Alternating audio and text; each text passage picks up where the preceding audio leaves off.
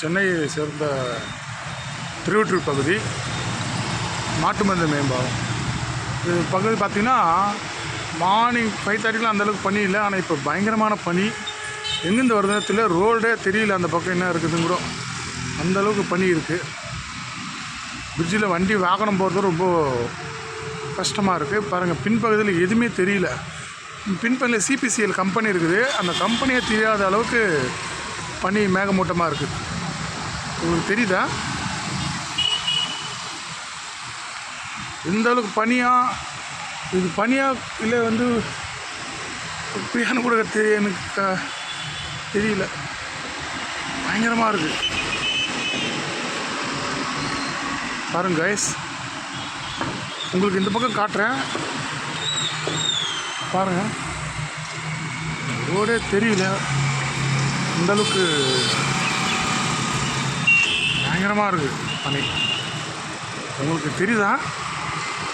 அந்த பக்கத்தில் வண்டி வர்றது கூட தெரியல. அந்தளவுக்கு பனியாக இருக்குது, மேகமூட்டமாக இருக்குது. ஏதோ ஊட்டி, கொடைக்கானல், இமாச்சல பிரதேசில் இருக்கிற மாதிரி இருக்குது. சென்னையில் அதுவும் 7:45 ஆயிடுச்சு. இவ்வளோ பனி. டைம் பார்த்தீங்கன்னா இப்போ 7:45 இருக்கும்னு நினைக்கிறேன் மார்னிங். எங்கேருந்து இவ்வளோ பனி வருதுன்னு தெரில.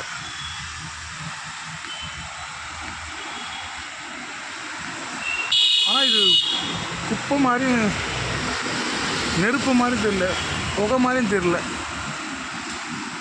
ஆரம்பிச்சு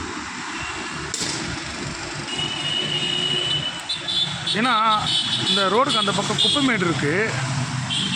அங்கே ஆக்சுவலாக அங்கே என்ன நெருப்பு கொளுத்திட்டாங்களோ அதனால புகை வருதுன்னு கூட தெரியல. ஆனால் இது அந்த மாதிரி தெரியல. ஏன்னா அது ஸ்மெல்னா வருமே. பாருங்க கைஸ்.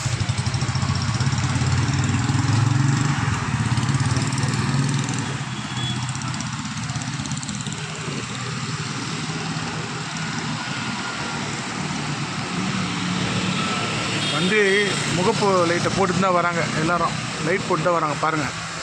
எல்லோருமே விளக்கை எரிய விட்டு தான் போகிறாங்க வராங்க. அந்தளவுக்கு இவ்வளோ பனியாக இருக்குது.